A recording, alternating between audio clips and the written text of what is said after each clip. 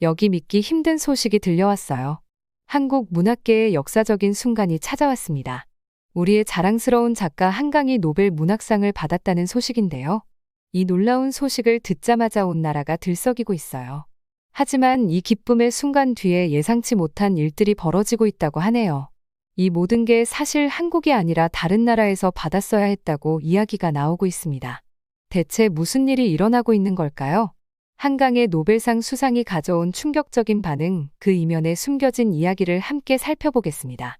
안녕하세요. 제 이름은 수지라고 합니다. 핸드폰 화면에 뉴스가 번쩍 뜨는 걸 보고 제가 제 눈을 의심했어요. 한국 작가 한강이 노벨 문학상을 탔다고요? 심장이 막 두근거리기 시작했어요. 이건 진짜 엄청난 일이었어요. 정말로요. 설명을 좀 드리자면요. 노벨상은 마치 슈퍼볼 같은 거예요. 근데 똑똑한 사람들이 대단한 일을 했을 때 받는 상이죠. 그리고 한강이 이 상을 책을 써서 받은 거예요. 믿어지세요? 한국 작가가 이 상을 받은 게 처음이에요. 맞아요. 역사상 처음이요. 그때 저는 거실 소파에 앉아 있었고 TV에서는 뭐가 계속 나오고 있었어요. 그런데 제 핸드폰에 이 소식이 뜨자마자 너무 놀라서 거의 핸드폰을 떨어뜨릴 뻔했어요.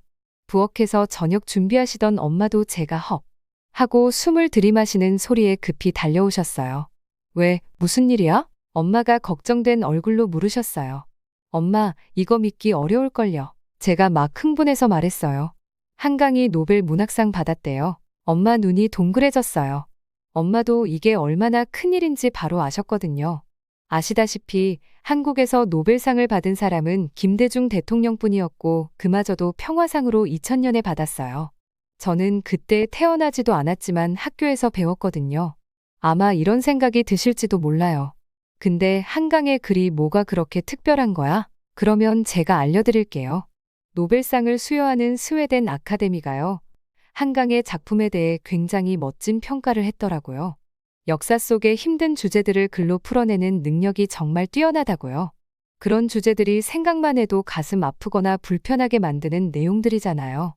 그런데 한강 작가는 단순히 어려운 주제를 다루는 게 아니라 그걸 읽는 사람이 진짜로 감정을 느끼게 만드는 게 대단한 거예요.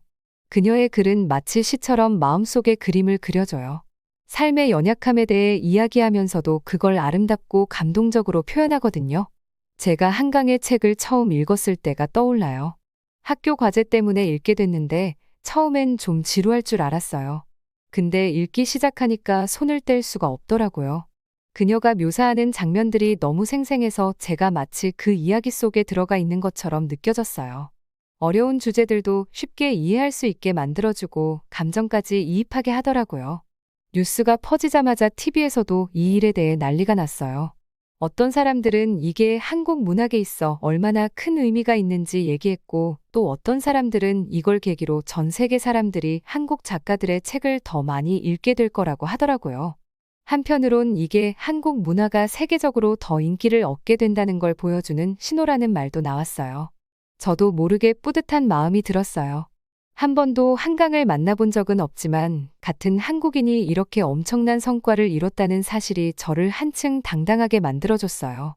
마치 그녀가 세계 무대에서 우리 모두를 대표하고 있는 것 같았거든요. 저녁 식사 시간에 온 가족이 모여서 이 소식에 대해 계속 얘기했어요. 평소에 책 얘기에는 별 관심이 없으신 아빠도 얼굴에 미소를 띠고 자랑스러워 하셨어요.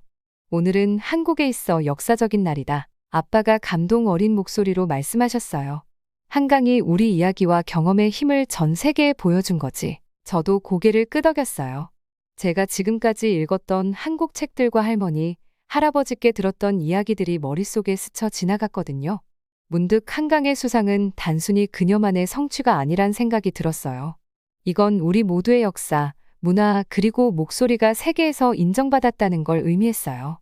그날 밤 잠자리에 들었을 때도 마음이 계속 설렜어요. 내일 학교에 가서 친구들과 이 얘기를 빨리 나누고 싶었어요. 혹시 이 일이 우리 중 누군가에게 영감을 줘서 앞으로 자기만의 이야기를 세상에 전하는 작가가 나오지 않을까 하는 기대감도 들었어요. 잠들기 전에 저 나름의 다짐도 했어요. 한강의 책을 더 많이 읽어보자고요. 그녀의 글이 어떻게 그렇게 특별하고 강렬한 힘을 가질 수 있었는지 더 깊이 이해하고 싶었거든요. 그리고 저도 언젠가 사람들 마음을 움직일 수 있는 이야기를 써보고 싶었어요. 이건 단순한 뉴스가 아니었어요. 이건 뭔가 큰 변화의 시작이었고 한국 문학이 세계에서 주목받는 계기가 될 거였죠. 그리고 저는 그 순간을 직접 목격한 거예요. 정말 멋진 하루였어요. 그 소식을 들었을 때 귀를 의심했어요. 한국 작가 한강이 노벨 문학상을 받았다니요. TV 볼륨을 급히 올리면서 심장이 쿵쾅거렸어요. 아나운서 목소리에는 흥분이 가득했는데 저도 모르게 나라에 대한 자부심이 확 밀려왔어요. 중학교 때 문학 시간에 한강 작가의 책을 몇 권 읽었던 게 떠올랐어요. 그녀의 글은 항상 머릿속에 생생한 장면을 그려주곤 했거든요. 그런데 이제 그녀가 한국 작가 최초로 이 대단한 상을 받게 되다니 역사를 쓰는 순간이었죠. TV 화면이 한강 작가 얼굴을 클로즈업했어요. 전화 인터뷰 중이었는데 그녀는 눈이 동그래진 채 놀란 표정을 짓고 있었어요. 저도 모르게 화면에 바짝 다가가 그녀의 말을 더 잘 들으려고 했어요. 깊이 감사하고 많이 놀랐습니다. 한강 작가가 부드럽지만 또렷한 목소리로 말했어요. 이 상은 저 개인의 성취를 넘어 한국 독자들과 다른 작가들에게도 긍정적인 이정표가 될 거라고 생각합니다. 저도 고개를 끄덕였어요. 그녀 말이 딱 맞다고 느꼈거든요. 이건 단순히 한 사람의 승리가 아니라 우리 모두의 승리 같았어요. 채널을 여기저기 돌려보니 온통 한강 작가 이야기뿐이었어요. 전 세계 뉴스에서 그녀의 수상 소식을 전하고 있었죠. 미국 뉴스 채널 로고도 보였는데 거기 기자들도 흥분된 표정으로 이 소식을 시청자들에게 전하고 있었어요. 호기심이 생겨 휴대폰을 꺼내서 SNS를 열어봤어요. 피드가 한강 작가 소식으로 폭발할 듯했어요. 친구들이며 가족, 심지어 연예인들까지 그녀의 수상을 축하하는 글을 올리고 있었죠. 마치 온 나라가 축제 분위기였어요. 그때 눈길을 끈 게시물이 하나 있었어요. 제가 좋아하는 동네 서점이었는데 한강 작가 코너 사진을 올렸더라고요. 그런데 진열대가 텅 비어 있었어요. 품절, 곧 재입고 예정 이라는 안내문이 붙어 있었죠. 저도 모르게 웃음이 나왔어요. 모두가 그녀의 책을 읽고 싶어 하는 것 같았거든요. 문득 제 책장에 꽂혀있는 채식주의자가 떠올랐어요. 그 책은 2016년에 맨부커 인터내셔널상도 받았었죠. 조만간 다시 읽어야겠다고 마음속으로 다짐했어요. 계속 피드를 내리다 보니 흥미로운 걸 발견했어요. 한국 사람들만 한강 작가 이야기를 나누는 게 아니더라고요. 전 세계 사람들이 그녀의 수상 소식을 얘기하고 있었어요. 영어, 프랑스어, 스페인어 등등 제가 알아볼 수 없는 언어들까지 댓글로 가득했어요. 한 사람의 글이 이렇게 많은 사람을 연결시킬 수 있다니 정말 놀라웠어요. 그때 친구 민준이에게서 메시지가 왔어요. 야, 한강 소식 들었어? 라며요. 우리 부모님도 뉴스 보고 계신데 그 얘기만 하고 계셔. 저도 재빨리 답장했어요. 당연히 들었지. 내 피드도 완전 난리야. 내일 학교 끝나고 서점 가서 그녀 책들 찾아볼래? 민준이가 좋다고 해서 다음날 방과 후에 만나기로 했어요. 그날 밤 침대에 누워서도 한강 작가의 수상 소식을 계속 생각하게 됐어요. 이건 그녀만의 문이 열린 게 아니라 모든 한국 작가들에게 열린 문처럼 느껴졌거든요. 멀리 떨어진 나라 사람들도 그녀의 책을 읽으며 우리 문화와 이야기를 접하게 될 생각을 하니 가슴이 설렜어요.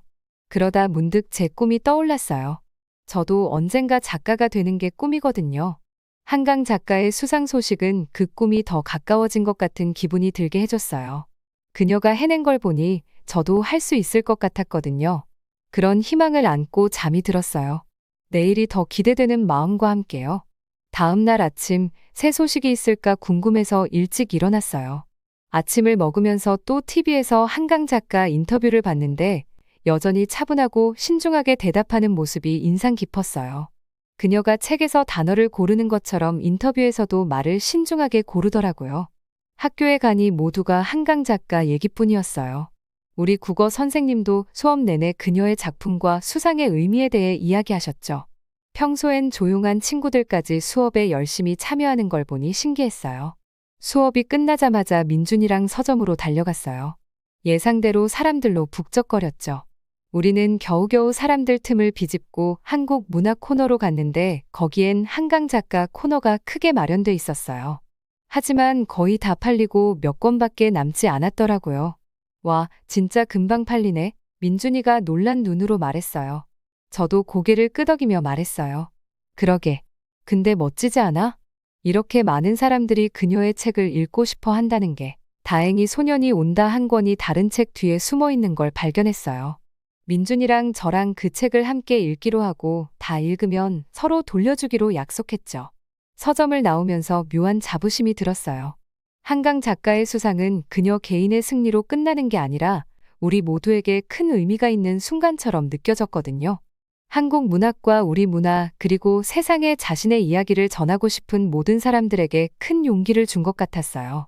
그날 밤 소년이 온다를 읽기 시작했을 때 세상과 더 연결된 기분이 들었어요. 한강 작가의 글이 제가 가보지 못한 나라들, 제가 모르는 언어들로 전해지고 있다는 사실이 정말 특별하게 느껴졌거든요. 그리고 그 역사적인 순간 속에 제가 있다는 게 너무 좋았어요. 앞으로 어떤 일이 벌어질지 정말 궁금했어요. 분명한 건 이제 세상이 한국의 목소리에 귀를 기울이기 시작했다는 거예요.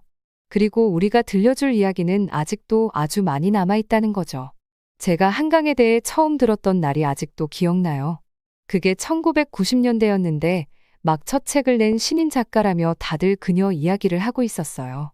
사람들은 그녀가 또 다른 유명 작가인 한승원의 딸이라고 하더라고요. 그땐 그저 그런가 보다 했는데 나중에 얼마나 중요한 작가가 될지 몰랐죠. 2016년으로 건너뛰어 볼게요. 제가 서울의 작은 서점에서 일하고 있었는데 어느 날 갑자기 사람들이 다들 한강의 채식주의자를 찾는 거예요. 마치 누가 스위치를 켠 것처럼 말이죠. 손님들이 몰려와 책을 사려고 난리였어요. 그래서 한 손님한테 왜 이렇게 인기인지 물어봤더니 이 책이 맨부커 인터내셔널상을 받았다고 하더라고요. 와, 정말 놀랐죠? 저도 궁금해서 읽어보기로 했어요. 근데 정말 말로 설명하기 어려운 신기하면서도 아름다운 이야기였어요. 채식주의자가 되기로 결심한 한 여자의 이야기인데 단순히 음식에 대한 얘기가 아니었어요. 사회의 다름, 꿈과 욕망에 관한 더 깊은 의미를 담고 있었죠. 정말 몰입해서 단숨에 읽어버렸어요. 그 이후로 한강의 책들이 불티나게 팔리기 시작했어요. 저희 서점에선 재고를 맞추기가 너무 힘들 정도였어요. 이게 단지 한국에서만 그런 게 아니더라고요. 런던에 있는 제 친구도 같은 현상이 벌어지고 있다고 했고 프랑스에서도 마찬가지였대요. 한국 작가가 전 세계적으로 이렇게 주목받는 걸 보니 정말 대단했어요. 그러다가 정말 예기치 못한 일이 벌어졌어요. 점심시간에 휴대폰을 보다가 속보를 본 거예요. 한강이 노벨 문학상을 받았다는 거였죠. 그 순간 너무 놀라서 샌드위치를 떨어뜨릴 뻔했어요. 이건 정말 큰일이었어요. 한국 작가가 이 상을 받은 건 처음이잖아요. 그 순간 저뿐만 아니라 한국 문학을 사랑하는 모든 사람들의 승리처럼 느껴졌어요. 서점으로 뛰어가면서 손님이 엄청 몰려올 거라고 예상했는데 아니나 다를까 정말 그랬어요. 몇 주 동안 정신없이 바빴어요. 몇 년 동안 묵혀있던 한강의 옛 책들까지 다 팔려나갔어요. 매일 공급업체에 전화해서 재고를 더 보내달라고 부탁해야 할 정도였죠. 그런데 분위기가 한창 좋을 때 불편한 소식이 들려왔어요. 중국에 사는 제 사촌이 걱정스러운 목소리로 전화를 해왔어요. 중국 매체들에서 한강이 노벨상을 받을 자격이 있는지 의문을 제기하고 있다더라고요. 정말 믿기지가 않았어요. 이렇게 재능 있는 작가를 어떻게 의심할 수 있나 싶었죠. 다음 날 서점에선 이 이야기가 화제의 중심이었어요.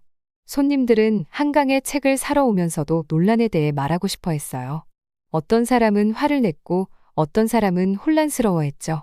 저도 뭐가 맞는지 모르겠더라고요. 그날 밤 소셜미디어를 확인해 봤더니 상황이 더 심각했어요. 제 피드가 전부 한강과 노벨상 논란으로 가득 차 있었거든요. 어떤 사람들은 그녀를 옹호하며 책의 문장을 인용하고 그녀의 글이 얼마나 큰 의미를 주었는지 이야기했어요. 반면에 다른 사람들은 한강의 수상을 비판하는 기사를 공유하고 있었죠. 해외에 있는 제 친구들의 글도 보였어요. 이 논란이 서점뿐만 아니라 한국 음식점과 가게들에도 영향을 미치고 있다더라고요. 상을 받았으면 축하해야 할 일이 이렇게 복잡해지는 게 속상했어요. 상황이 점점 더 나빠졌어요. 듣자 하니 다른 나라에 있는 중국계 서점 주인들까지 보이콧을 당하고 있다더라고요. 그 사람들은 아무 관련도 없는데 말이에요. 그저 책을 팔고 좋은 책을 공유하려던 사람들인데 이런 일을 겪는 게 이해가 안 갔어요. 그 중에서 가장 가슴 아팠던 건 이탈리아에 있는 한 서점 주인 메이링의 이야기였어요. 그녀가 울면서 자신의 가게가 보이콧을 당하고 있다고 호소하는 영상을 봤거든요. 그녀는 한강의 책을 진심으로 사랑하고 항상 지지해왔는데 이런 일을 겪고 있어서 정말 마음이 아팠어요. 이런 상황을 보면서 한강 본인은 어떤 기분일지 자꾸 생각하게 됐어요. 이게 그녀 인생에서 가장 행복해야 할 순간이어야 하는데 오히려 이렇게 복잡하고 스트레스 받는 일이 되어버렸으니까요. 그녀도 이 논란이 얼마나 커졌는지 알고 있을까요? 이 일이 단순히 책에 관한 문제가 아니라는 걸 점점 깨달았어요. 이건 더 큰 문제였어요. 정치와 국제 관계까지 얽히면서 복잡해진 거죠. 제 머리로는 다 이해하기가 쉽지 않았어요. 그럼에도 불구하고 분명한 건 한강의 수상이 한국 문학을 전례 없는 수준으로 주목받게 만들었다는 거였어요. 논란과 논쟁이 있었지만 전 세계에서 더 많은 사람들이 한국 책을 읽기 시작했어요. 어쩌면 그게 이번 일의 유일한 긍정적인 부분일지도 모르겠어요. 몇 주가 지나면서 상황이 조금씩 진정되기 시작했어요. 처음에 충격과 분노가 가라앉고 사람들은 다시 논란보다는 한강의 글에 집중하기 시작했어요. 상황이 정상으로 돌아가는 걸 보니 다행이었지만 이번 경험이 뭔가를 바꿔놓은 건 분명했어요. 한국 문학은 이제 예전과 같지 않을 거예요. 지금 와서 돌아보면 한강의 노벨상 수상은 단순히 한 작가나 한 권의 책에 관한 일이 아니었던 것 같아요. 이건 한국 문학이 세계에서 어떤 위치를 차지하는지 그리고 이야기가 사람들을 어떻게 연결하거나 갈라놓을 수 있는지를 보여준 사건이었죠. 정말 다사다난했던 시기였지만 결국 한국 작가들과 독자들에게 새로운 장을 열어준 계기가 되었다고 생각해요. 저는 책상 하나가 이렇게 큰 문제를 일으킬 줄 정말 몰랐어요. 그런데 제 눈앞에서 그 모든 일이 벌어지고 있었죠. 휴대폰 화면을 통해서요. 한강 작가가 노벨 문학상을 수상했다는 소식은 분명 기쁜 소식이어야 했는데 일이 엉망으로 꼬여버렸어요. 처음에는 중국 쪽에서 한강이 상을 받을 자격이 없다고 비난하는 말들이 나왔어요. 그런 말을 들었을 때 믿기지 않더라고요. 한강 작가 책들이 얼마나 훌륭한데요. 저는 채식주의자도 읽어봤는데 정말 큰 감동을 받았거든요. 그런데 그런 사람들이 한강이 상을 받으면 안 된다고 말하는 거예요. 처음엔 그냥 시간이 지나면 잠잠해지겠거니 했어요. 인터넷에서 사람들이 늘 티격태격하잖아요. 그런데 이번에는 다르더라고요. 이 논란이 점점 커지더니 눈덩이처럼 불어나기 시작했어요. 나중에는 한강 작가만의 문제가 아니라 나라 간의 갈등으로 번져버렸어요.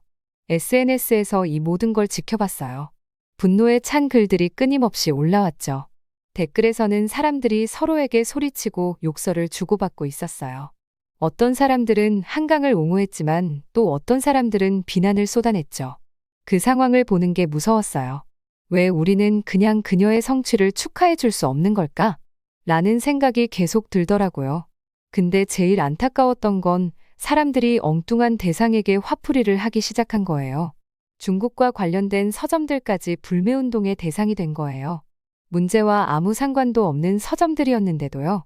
책을 좋아하는 마음은 누구나 같은데 그런 서점 주인들에게 화를 내는 게 전혀 이해가 안 됐어요. 그때 제가 메이링이라는 사람에 대해 알게 됐어요. 메이링은 이탈리아에서 작은 서점을 운영하는 중국인이에요. 이탈리아에서 오래 살았고 세계 각국의 책을 사랑하는 사람이었죠. 한강의 책도 좋아한다고 했어요. 그런데 사람들이 중국에서 벌어진 일 때문에 그녀에게까지 화를 내기 시작한 거예요. 어느 날 밤 메이링이 영상을 하나 올렸어요. 그 영상은 정말 잊을 수가 없어요. 그녀는 울고 있었고 눈은 퉁퉁 부어 있었죠. 정말 슬프고 두려워 보였어요. 영상에서 그녀는 이렇게 말했어요. 저는 문학을 사랑해요. 한강 작가의 책도 좋아해요. 제발 이해해 주세요. 저는 중국에서 한 말들의 책임이 없어요. 그 영상을 보는 순간 마음이 너무 아팠어요. 메이링은 아무 잘못도 하지 않았는데 말이죠. 그저 자기 서점을 운영하면서 좋은 책을 사람들에게 소개하고 싶었을 뿐인데 갑자기 이런 큰 싸움에 휘말려 버린 거예요. 그 영상은 순식간에 인터넷에 퍼졌어요. 많은 사람들이 그 영상을 보고 메이링에게 미안한 마음을 느꼈어요. 그리고 이 싸움이 얼마나 많은 무고한 사람들에게 상처를 주고 있는지 깨닫기 시작했죠. 단지 좋은 책을 읽고 나누고 싶어 하는 사람들까지 피해를 본다는 걸 알게 된 거예요. 메이링과 같은 서점 주인들이 얼마나 혼란스럽고 두려웠을지 계속 생각하게 됐어요. 자신이 사랑하는 이야기를 나누고자 열심히 서점을 운영해 왔는데 갑자기 자신과 상관없는 일로 사람들이 화를 내고 비난한다면 얼마나 속상했을까요? 이건 정말 말도 안 되는 일이었어요. 이번 일을 겪으면서 말이 사람에게 얼마나 큰 상처를 줄 수 있는지 알게 됐어요. 한강에 대해 악담을 쏟아낸 사람들도 아마 이런 결과를 예상하지 못했을 거예요. 그저 감정적으로 내뱉은 말들이 다른 나라의 서점 주인들에게까지 피해를 준다는 걸 상상도 못했을 거예요. 그리고 인터넷이 얼마나 빨리 상황을 악화시킬 수 있는지도 깨달았어요. 처음엔 그냥 책상에 대한 불만이었는데 그게 순식간에 국제적인 문제로 번진 거예요. 작은 불씨 하나가 커다란 불길로 번지는 걸 지켜보는 기분이었어요. 하지만 그 속에서 좋은 일도 생겼어요. 메이 링의 영상을 보고 많은 사람들이 그녀를 위로하기 시작했어요. 이 싸움이 무고한 사람들에게 상처를 준다는 걸 깨달은 사람들이 늘어났죠. 몇몇 유명 작가들과 독서가들도 나서서 불매운동을 멈추자고 호소했어요. 이제는 한강의 성취를 축하하는 데 집중하자고 했죠. 책은 사람들을 하나로 묶어주는 것이지 갈라놓는 도구가 아니라고 상기시켰어요. 그렇게 시간이 지나면서 상황은 조금씩 진정되기 시작했어요. 사람들은 엉뚱한 서점 주인들에게 화를 내는 게 어리석다는 걸 깨달았고 책을 사랑하는 이유를 다시 떠올리기 시작했어요. 책은 서로를 더 잘 이해하게 도와주기 위해 있는 거잖아요. 이번 일을 겪으면서 정말 많은 걸 배웠어요. 말이 사람을 상처 줄 수도 있지만 치유할 수도 있다는 걸 알게 됐고요. 우리가 온라인에서나 현실에서 서로를 어떻게 대해야 하는지 다시 한번 생각해 보게 됐어요. 무엇보다도 어떤 논쟁 속에도 결국은 상처받는 사람들이 있다는 걸 잊지 말아야겠다는 걸 배웠어요. 메이 링의 이야기가 오래도록 기억에 남았으면 좋겠어요. 다음에 온라인에서 누군가 다투는 걸 보게 되면 잠시 멈춰서 그게 다른 사람들에게 어떤 영향을 미칠지 생각해 보면 좋겠어요. 그리고 어쩌면 그때는 우리가 친절을 선택할 수 있지 않을까요? 사태가 이렇게 빨리 바뀔 줄은 정말 상상도 못했어요. 마치 우리 모두 숨을 참으며 다음에 무슨 일이 벌어질지 기다리고 있는 기분이었죠. 그런데 갑자기 중국 학자들이랑 문학 전문가들이 이 혼란을 수습하겠다고 나선 거예요. 꼭 긴박한 영화 장면에서 누가 되돌리기 버튼을 누르는 걸 보는 것 같았어요. 이 사람들이 그냥 조용히 지지한 것도 아니었어요. 정식으로 TV랑 신문에 나와서 한강 작가를 축하한 거예요. 그날 TV 앞에 앉아 있다가 한 유명한 중국 문학 교수가 한강의 작품은 세계 문학에 주는 선물입니다. 그녀의 성취를 기립니다. 라고 말하는 걸 보고 입이 떡 벌어졌던 기억이 나요. 그게 정말 큰 사건이었어요. 한동안 들리던 비난의 목소리를 조금이나마 잠재우는 데 도움이 됐거든요. 그런데도 마음 한구석엔 메이 링이랑 보이콧 때문에 피해를 본 서점 주인들이 계속 떠올랐어요. 깊게 베인 상처에 밴드를 붙이는 느낌이랄까요. 도움이 되긴 하지만 아픔이 여전히 남아있는 거죠. 그래서 저희 동네 서점에 직접 가봤어요. 그곳 주인 김 사장님은 원래부터 한강 작가의 책들을 늘 구비해두던 분이셨거든요. 가게에 들어가 보니 한강 소설로 새로운 진열대를 꾸미고 계시더라고요. 어떻게 지내세요? 하고 물어봤죠. 김 사장님이 웃으시긴 했지만 이마에 걱정의 주름이 여전히 보였어요. 좀 나아졌어요. 사람들이 다시 오긴 하는데 지난 몇 주가 정말 힘들었어요. 라고 말씀하시더라고요. 우리가 이야기하는 동안에도 손님들이 계속 들어왔어요. 그중 한 청소년이 들어와서 채식주의자를 찾는 걸 들었어요. 그걸 듣는 순간 저도 모르게 미소가 지어졌어요. 그 많은 소동에도 불구하고 사람들은 여전히 그녀의 책을 읽고 싶어 하더라고요. 그때 깨달았어요. 좋은 이야기는 어떤 폭풍이 몰아쳐도 결국 살아남는다는 사실을요. 하지만 그게 끝이 아니었어요. 다음 날 소셜미디어에 접속했더니 놀라운 광경이 펼쳐져 있었어요. 전 세계 작가들이 한강 작가와 피해를 본 서점 주인들을 응원하는 메시지를 올리고 있었던 거예요.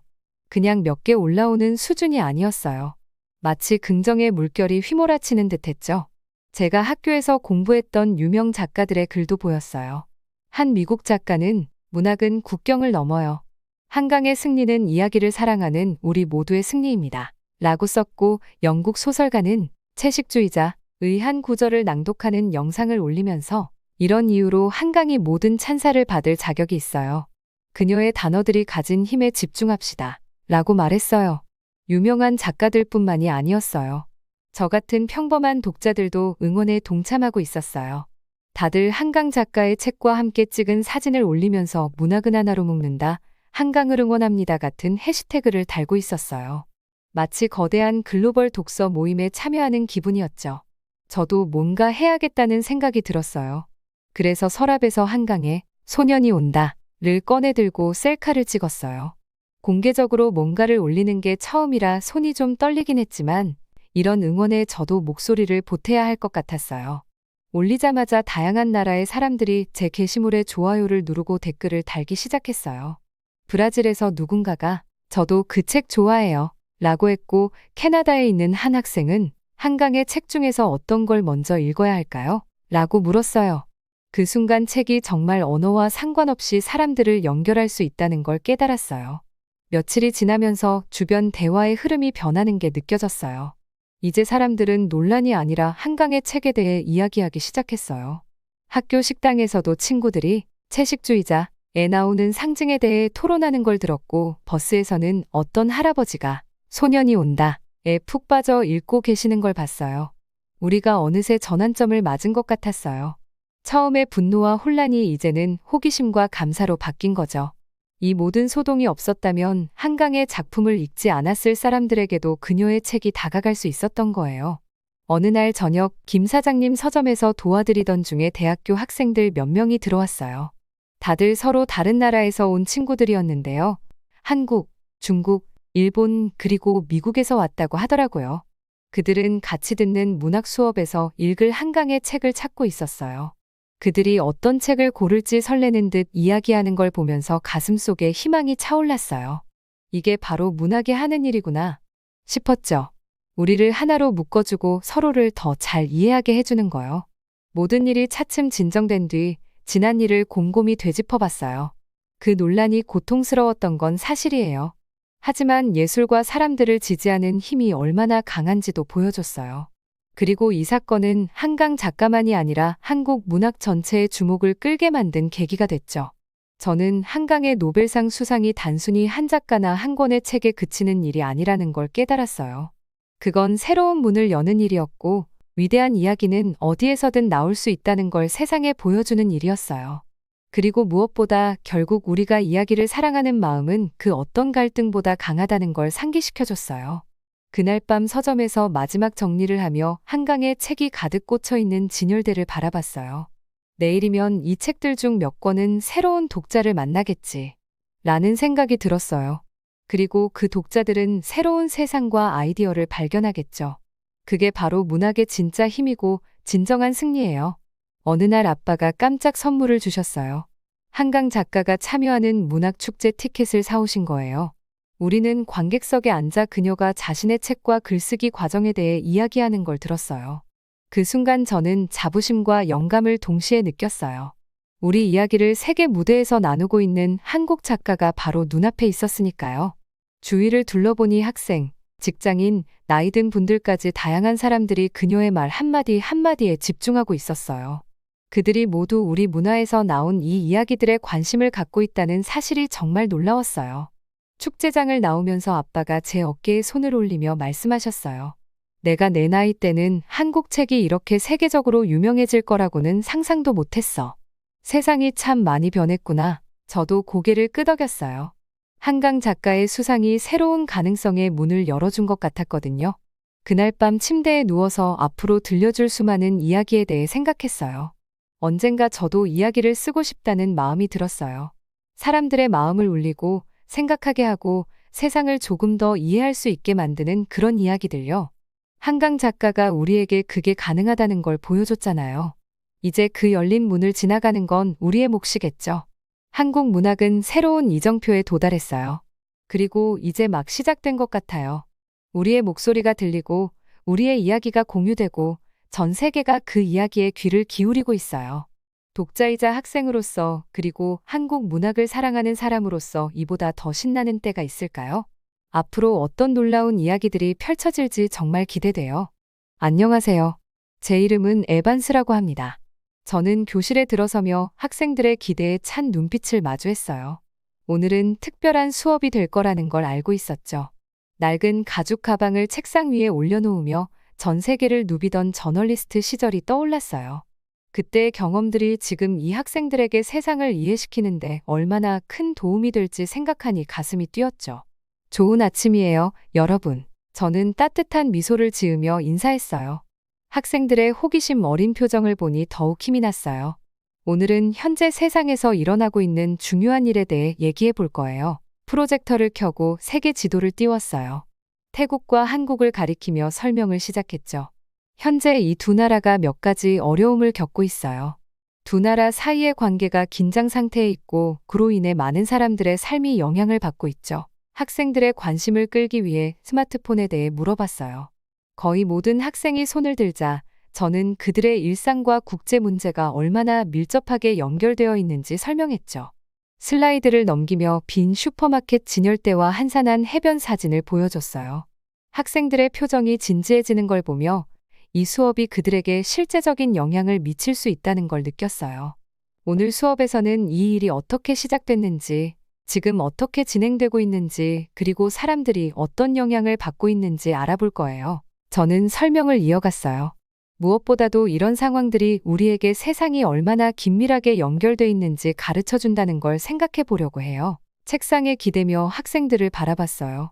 그들의 눈빛에서 세상을 이해하고 싶어 하는 열망이 느껴졌죠. 여러분이 꼭 기억해야 할 게 있어요. 세상은 복잡하고 쉬운 답이 없는 경우가 많아요. 하지만 이런 복잡함을 이해하는 게 변화를 만드는 첫걸음이에요. 자, 그럼 이제 이 국제 문제를 한번 파헤쳐 볼 준비 됐나요? 제가 손뼉을 치며 물었어요. 네, 학생들의 열정적인 대답에 저는 깊은 보람을 느꼈어요. 이제 본격적인 수업을 시작하며 저는 이 수업이 단순히 사실을 전달하는 것을 넘어 학생들이 세상과 자신을 더 깊이 이해하는 계기가 되길 바랐어요.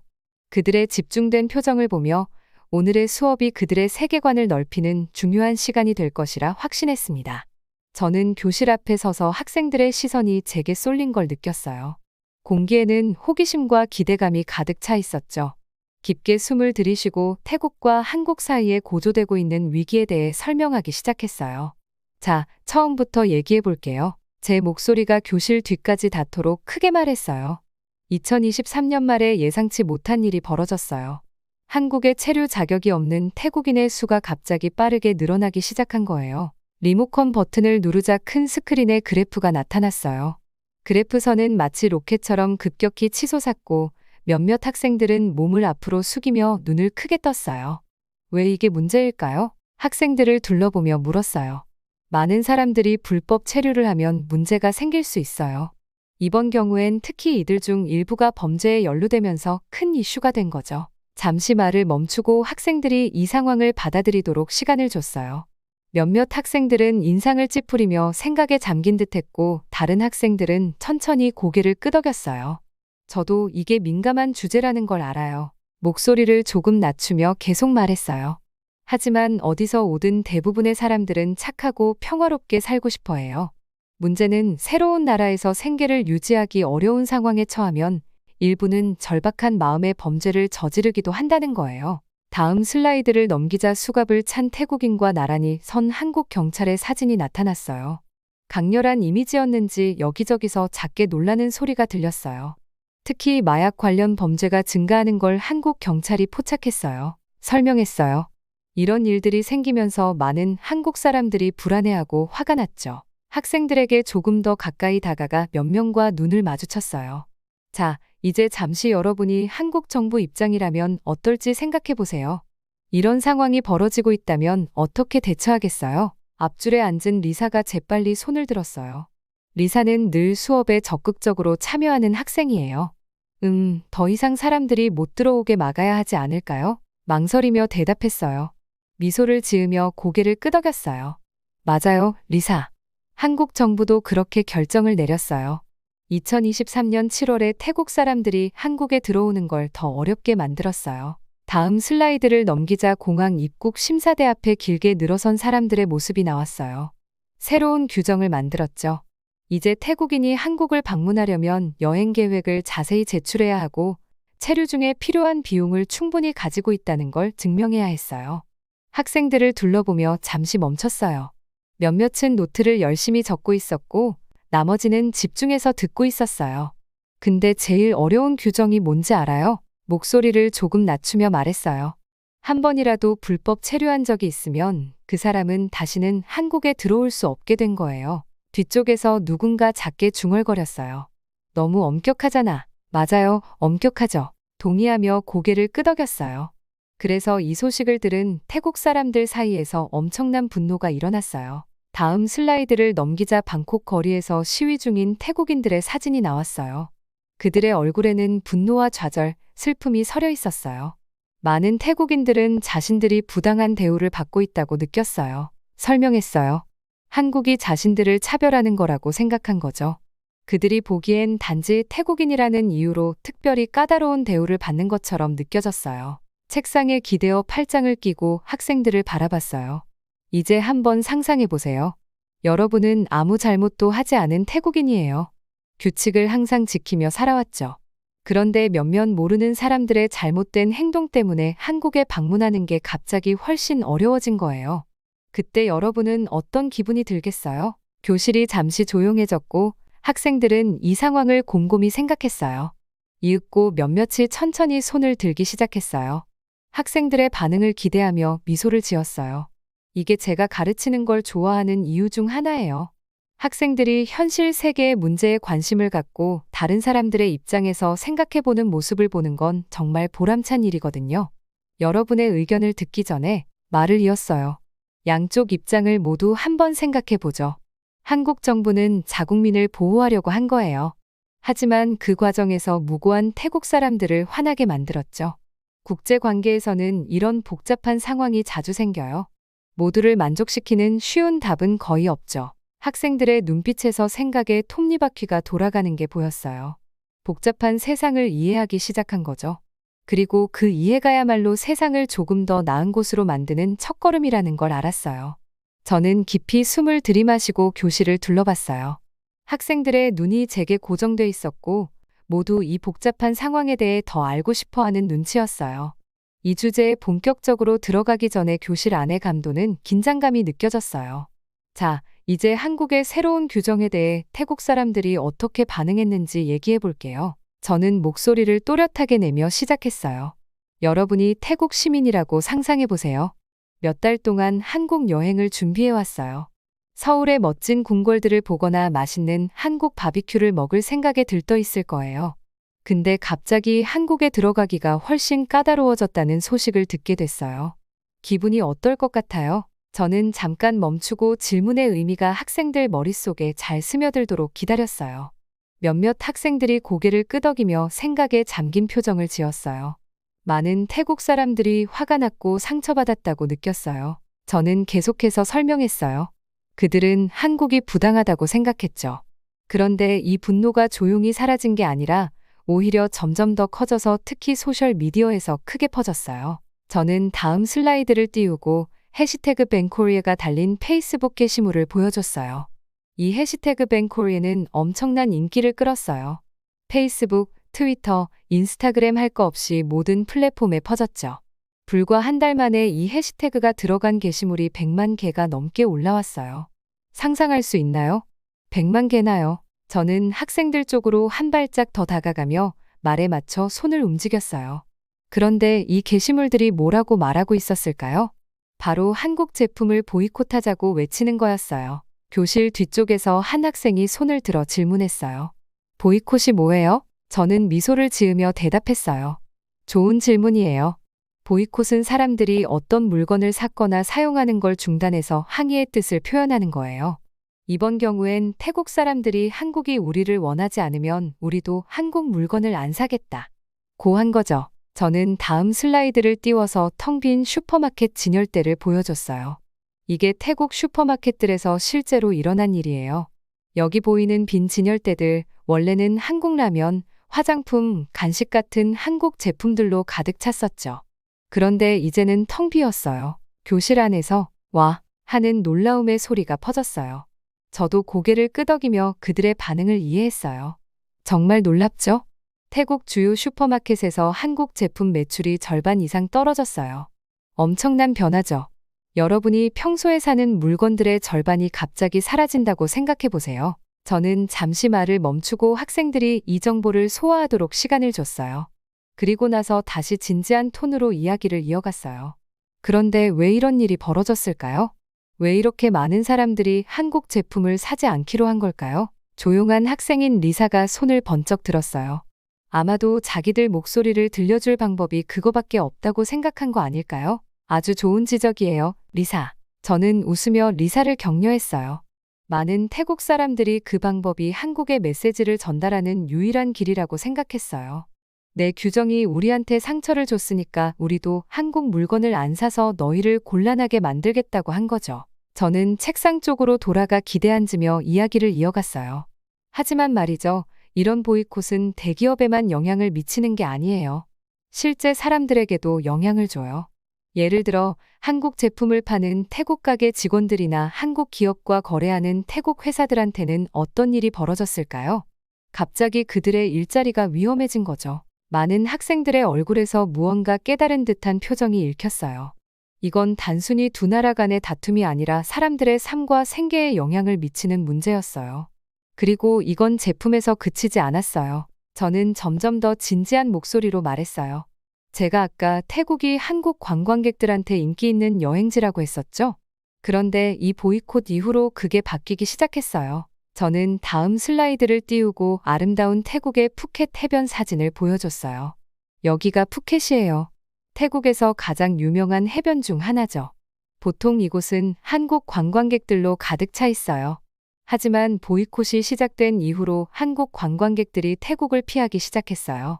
대신 다른 나라로 여행지를 바꾼 거죠. 저는 교실을 천천히 둘러보며 물었어요. 이렇게 되면 호텔, 식당, 여행 가이드로 일하는 태국 사람들에게는 어떤 일이 벌어졌을까요? 손님들이 갑자기 사라진 거예요. 교실 안이 조용해졌어요. 학생들이 이 상황을 곱씹는 듯 했어요. 그들의 머릿속에서 여러 가지 생각이 오가는 게 눈에 보일 정도였죠. 그러니까 한국 정부의 한 가지 결정이 태국 소셜미디어의 분노를 불러일으켰고 그게 보이콧으로 이어진 거예요. 그리고 그 보이콧이 상점, 노동자, 관광객들까지 영향을 미쳤죠. 마치 연쇄 반응처럼 하나의 사건이 다음 사건을 불러온 거예요. 저는 몸을 펴며 목소리에 힘을 실었어요. 이게 바로 국제 관계를 이해하는 게 중요한 이유예요. 한 가지 결정이 엄청난 파급 효과를 불러와 수많은 사람들의 삶에 영향을 미칠 수 있거든요. 이건 단순히 정치나 경제 문제로 끝나는 게 아니라 사람들의 이야기이기도 해요. 제가 이야기를 끝내자마자 여기저기서 손이 올라가기 시작했어요. 학생들이 더 많이 알고 싶어하고 더 깊이 이해하고 싶어하는 게 느껴졌어요. 그게 제가 원했던 바였죠. 이 교실에서는 단순히 세 개의 사건을 배우는 게 아니라 그 사건들을 어떻게 이해하고 그 안에 담긴 복잡한 문제들을 어떻게 풀어갈지 배우고 있었으니까요. 저는 미소를 지으며 준비를 마쳤어요. 좋아요. 질문 있는 사람? 저는 제 앞에 앉아있는 아이들의 얼굴을 쭉 바라봤어요. 하나같이 복잡한 세상에 대해 더 알고 싶어하는 눈빛이 가득하네요. 선생님인 제 역할은 이렇게 무겁고 어려운 주제들을 조금이라도 쉽게 풀어주는 거죠. 그래서 한숨을 깊게 들이마시고 오늘 수업의 다음 부분으로 들어갔어요. 이해를 돕기 위해 제 경험도 하나 나눴어요. 작년 여름에 제가 푸켓에 갔을 때는 거리가 활기로 넘쳤어요. 가게들은 손님들로 북적였고 여기저기서 다양한 언어가 들렸죠. 그런데 지금은 그 거리들이 조용해졌어요. 가게들도 많이 문을 닫았고요. 마치 그 동네의 심장이 느리게 뛰는 것 같아요. 잠시 말을 멈추고 아이들이 이 정보를 소화할 시간을 줬어요. 그리고 다시 이어갔어요. 이 모든 게 모여서 태국 경제에 엄청난 손실을 가져왔어요. 무려 20억 달러, 그러니까 20의 0이 9개나 붙는 숫자예요. 아이들이 이 금액의 규모를 이해할 수 있도록 제가 이렇게 말했어요. 만약 여러분이 1초에 한 숫자씩 세면서 잠도 안 자고 밥도 안 먹고 계속 센다면 10억까지 세는데 거의 32년이 걸려요. 그런데 지금 태국이 잃은 돈은 그 2배인 20억 달러예요. 몇몇 아이들 얼굴에 걱정스러운 표정이 보이길래 제가 재빨리 덧붙였어요. 하지만 나라와 경제는 변할 수 있는 거예요. 이게 끝은 아니에요. 이제 수업을 마무리하기 위해 제가 질문 하나를 던졌어요. 이 상황이 여러분 또래의 태국 친구들에게 어떤 영향을 미칠지 생각해 볼까요? 그리고 몇 분 동안 짝과 이야기를 나눌 시간을 줬어요. 아이들이 작은 목소리로 의견을 나누는 동안 저는 교실을 돌며 이야기를 들었어요. 어떤 아이는 태국 친구들이 이제 K-팝 앨범이나 한국 화장품을 사기 어려워질 거라고 말했어요. 또 다른 아이들은 태국 학생들이 한국으로 유학 갈 기회가 줄어들 수 있다고 이야기하더라고요. 모두의 주목을 다시 받으며 제가 말했어요. 좋아요. 정말 좋은 생각들이에요. 여러분 말대로 이 문제는 어른들이나 정부만의 문제가 아니에요. 우리 모두의 일상에 영향을 미치는 거죠. 그리고 마지막으로 한마디를 덧붙였어요. 이런 이유로 우리가 세계에서 벌어지는 일들을 이해하는 게 중요해요. 두 나라 사이에서 일어나는 일이 우리가 먹는 음식, 듣는 음악, 그리고 가고 싶은 여행지에까지 영향을 미칠 수 있으니까요. 아이들이 고개를 끄덕이는 걸 보니 뿌듯한 마음이 들었어요. 이제 아이들이 세상이 얼마나 긴밀하게 연결돼 있는지 조금씩 알아가는 것 같았거든요. 그게 제가 가르치고 싶었던 중요한 교훈이었어요. 저는 위파가 또 손을 번쩍 드는 걸 지켜봤어요. 그녀의 열정적인 모습은 언제나 저를 미소 짓게 했죠. 네, 위파! 하고 고개를 끄덕이며 그녀를 바라봤어요. 에반스 교수님, 위파가 맑고 자신감 있는 목소리로 시작했어요. 그래서 태국에서 사람들이 자기 정부를 탓하는 건가요? 그러니까 경제 문제들이 결국 정치적 결과를 초래할 것 같은데요. 저는 그녀의 통찰력에 감탄하며 고개를 끄덕였어요. 맞아요, 위파. 정확히 짚어냈어요. 저는 교실을 둘러보며 학생들이 잘 따라오고 있는지 확인했어요. 자, 이제 이 주제에 대해 좀 더 깊이 들어가 봅시다. 다음 슬라이드를 클릭하니 방콕에서 벌어진 최근 시위 사진들이 나왔어요. 거리에 모인 사람들은 피켓과 현수막을 들고 있었어요. 어떤 사람들은 화가 난 표정이었고 또 어떤 사람들은 걱정스러워 보였죠. 우리가 얘기했던 경제적 어려움이 실제로 태국에서 정치적 불안을 촉발하고 있어요. 저는 학생들에게 설명했어요. 사진 중 하나를 가리키며 말했어요. 그 사진에는 시위대가 우리 경제를 살려내라 라고 쓰인 큰 현수막을 들고 있었어요. 한쪽에는 태국어로 또 다른 쪽에는 영어로 쓰여 있었죠. 많은 시민들이 이제 정부가 한국과의 관계를 회복해야 한다고 요구하고 있어요. 사람들은 자기 일자리와 사업 그리고 미래에 대해 걱정하고 있죠. 다음 슬라이드로 넘어가니 한 그래프가 나왔어요. 이 그래프는 현재 총리인 패통탄 시나왓의 지지율을 보여줘요. 그녀가 처음 취임했을 때는 60% 정도가 그녀가 잘하고 있다고 생각했어요. 그런데 지금 보세요. 지지율이 이렇게까지 떨어졌어요. 이제 겨우 30%만 그녀를 지지하고 있어요. 저는 학생들이 그래프의 가파른 하락선을 보며 눈을 크게 뜨는 걸 봤어요. 엄청난 하락이죠? 제가 학생들과 눈을 맞추며 말했어요.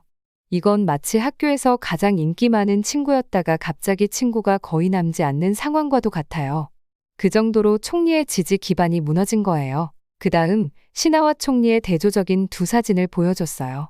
첫 번째 사진에서는 그녀가 젊고 자신감 넘치는 모습으로 선거 유세 중 환호하는 군중을 향해 웃고 있었어요. 반면 두 번째 사진에서는 지쳐 보이는 얼굴로 심각한 표정의 참모들에 둘러싸여 있었죠. 시나와 총리가 처음 집권했을 때 많은 희망을 불러일으켰어요. 저는 설명을 이어갔어요.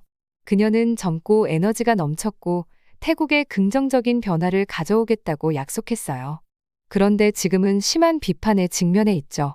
많은 사람들은 그녀가 한국과의 위기를 해결할 외교적 능력이 부족하다고 생각하고 있어요. 저는 잠시 말을 멈추고 학생들이 생각할 시간을 줬어요. 자, 왜 이런 일이 벌어지고 있는지 생각해 봅시다. 우리가 한국 제품 불매운동과 한국 관광객 감소에 대해 얘기했던 거 기억나죠? 몇몇 학생들이 고개를 끄덕였어요. 이런 일들이 태국 경제에 큰 문제를 일으켰어요. 다음 슬라이드에는 빈 가게들과 임대 표지판들이 나왔어요. 사업체들이 어려움을 겪고 있어요. 일부는 문을 닫아야 했고 그로 인해 일자리를 잃은 사람들도 많아요. 사람들이 일자리를 잃으면 걱정되고 화가 나기 마련이죠. 그리고 대개 정부가 충분히 돕지 않았다고 탓하게 돼요. 그 다음 슬라이드로 넘어가서 태국에 대한 외국인 투자 그래프를 보여줬어요. 이 그래프는 외국 기업, 특히 한국 기업들이 태국에 얼마나 투자하고 있는지를 보여줘요. 보세요. 투자 금액이 이렇게 내려가고 있죠? 저는 하락선을 손가락으로 따라가며 설명했어요. 한국 기업들은 태국에 가장 많이 투자하는 외국 기업 중 하나예요. 그런데 지금은 그들 중 많은 기업이 철수를 고려하고 있어요. 저는 교실을 둘러보며 학생들이 집중하고 있는지 확인했어요. 만약 이 기업들이 떠난다면 큰 문제가 생길 거예요. 수천 명이 일자리를 잃게 될 거고, 전자제품이나 자동차 부품 같은 태국의 산업 부문이 특히 큰 타격을 입게 될 거예요. 저는 또 다른 슬라이드로 넘어가 태국 지도에 한국 기업 공장이 표시된 지점을 보여줬어요. 여기 보이는 점 하나하나가 공장이나 대규모 기업을 나타내요. 이 중 절반이 사라진다고 상상해 보세요. 한국 기업들이 철수하면 그런 일이 벌어질 수 있어요. 몇몇 학생들이 걱정스러운 표정을 짓는 걸 보고 저는 목소리를 조금 부드럽게 했어요. 하지만 이 상황이 단순히 한쪽에서만 벌어지는 게 아니에요. 우리가 얘기했던 것처럼 태국 사람들이 한국에 가기 더 어려워진 입국 규정, 한국 제품 불매 운동, 그리고 한국 관광객 감소 같은 일들이 다 얽혀 있는 문제예요. 저는 슬라이드에서 벗어나 교실 중앙으로 걸어 나갔어요. 정치와 경제는 깊이 연결돼 있어요. 경제가 어려워지면 사람들은 지도자들을 탓하기 마련이죠. 그래서 사진에서 보듯이 시위를 벌이거나 조기 선거를 요구하기도 해요. 주위를 둘러보니 학생들이 진지하게 듣고 있었고 몇몇은 메모까지 하고 있었어요. 사실 태국에서는 조기 선거를 요구하는 목소리가 점점 커지고 있어요. 사람들은 새로운 지도자가 이번 위기를 더 잘 해결하고 한국과의 관계를 개선해 줄 거라고 기대하고 있죠. 저는 책상으로 돌아가 그 위에 기대며 말을 이어갔어요. 하지만 단순히 지도자를 바꾸는 문제만은 아니에요. 이번 사태는 한 나라의 결정이 다른 나라에 얼마나 큰 영향을 미칠 수 있는지를 보여주고 있어요. 한국 정부가 태국인의 입국을 까다롭게 만든 결정이 지금 우리가 얘기한 이런 경제적, 정치적 혼란을 초래한 거죠. 잠시 말을 멈추고 상황의 무게가 학생들에게 전달되길 기다렸어요. 복잡한 상황이죠? 한편으로는 한국이 불법 체류 문제를 해결하려고 한 거고, 또 다른 한편으로는 그 결정이 태국의 큰 경제적, 정치적 위기를 불러온 거예요. 시간을 확인하니 거의 수업이 끝날 시간이었어요. 마무리하기 전에 여러분에게 질문 하나 해볼게요. 만약 여러분이 신하와 총리라면 이 상황을 어떻게 해결하려고 할까요?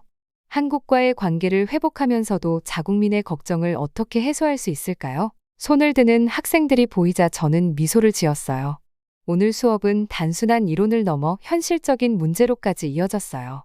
학생들의 눈빛에서 그들이 국제관계의 복잡한 연결고리와 그것이 실제 사람들의 삶에 미치는 영향을 조금씩 이해해 가고 있다는 게 느껴졌어요. 교실을 둘러보면서 학생들 얼굴에 떠오른 여러 가지 표정을 살폈어요. 누군가는 흥미로워하는 듯 보였고 또 누군가는 살짝 벅찬 기색이었죠. 점점 이 상황이 얼마나 크고 복잡한 문제인지 깨닫기 시작하는 것 같았어요. 이제는 단순히 두 나라의 문제가 아니라 전 세계가 얼마나 얽혀 있는지 이해하는 단계에 온 거죠.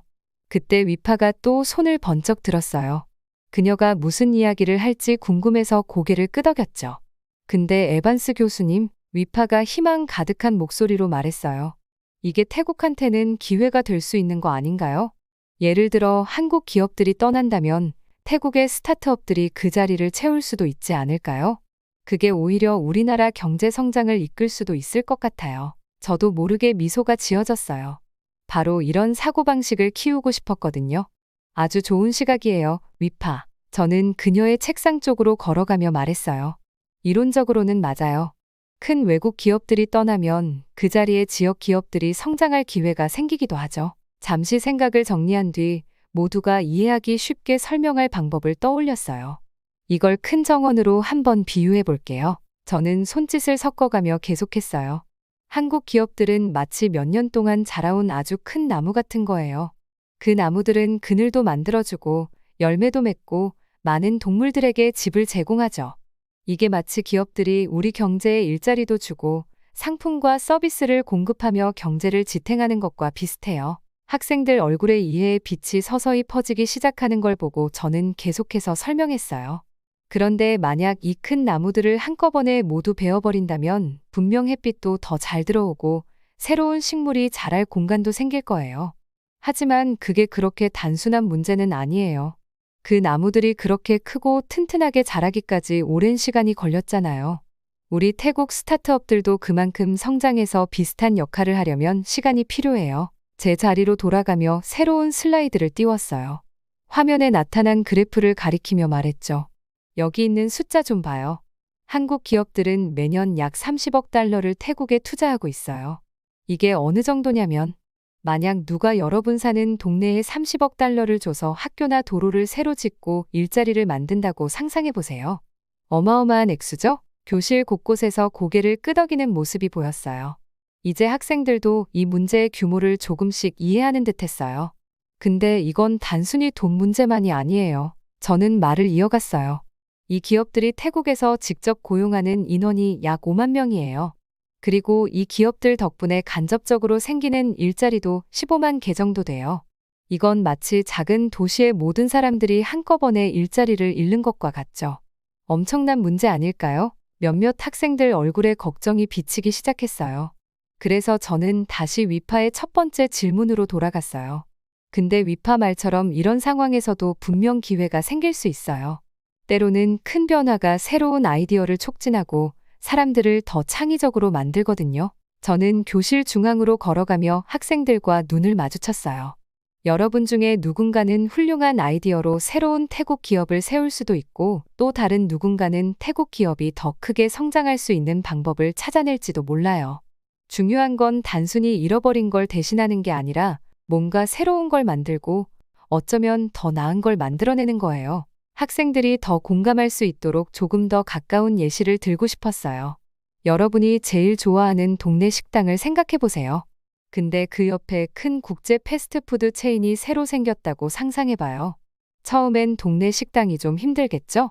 그런데 만약 포기하지 않고 사람들이 패스트푸드보다 더 좋아할 새로운 요리를 만들어낸다면 어떨까요?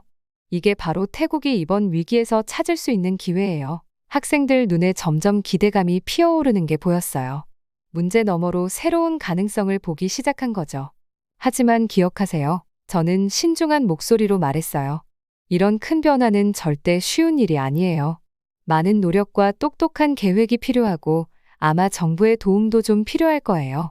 단순히 좋은 아이디어가 있다고 다 되는 게 아니라 그 아이디어를 현실로 만드는 올바른 지원이 있어야 해요. 저는 책상에 기대어 교실을 둘러봤어요. 그래서 우리가 이런 큰 글로벌 이슈를 이해하는 게 중요한 거예요. 언젠가는 여러분이 그런 큰 결정을 내려야 할 수도 있으니까요. 미래의 사업가, 공무원, 지역사회의 리더가 돼서 이런 도전들을 어떻게 기회로 바꿀지 고민해야 할 날이 올지도 몰라요. 잠시 동안 교실이 조용해졌어요. 학생들이 제 말을 곱씹는 것 같았죠. 그러다 하나둘씩 손이 올라오기 시작했어요. 질문도 떠오르고 아이디어도 생겨나기 시작한 거죠. 좋아요. 저는 학생들의 참여에 힘이 나서 말했어요. 그럼 여러분 생각을 들어볼까요? 만약 여러분이 지금 태국을 이끄는 위치에 있다면 이 위기를 어떻게 기회로 바꿀 수 있을까요? 제일 먼저 뭘 해보겠어요? 토론이 시작되자 저는 희망찬 기분이 들었어요. 물론 태국과 한국 간의 상황은 어려운 문제였어요. 하지만 이 학생들이 내일의 리더들이 비판적이고 창의적으로 이 문제를 고민하는 걸 보니 희망이 생겼죠. 결국 위기는 도전만 가져오는 게 아니라 성장과 긍정적인 변화의 기회도 함께 가져오니까요. 어쩌면 우리 세계의 가장 큰 문제들에 대한 해결책이 지금 이 교실 안에서 싹트고 있는지도 몰라요.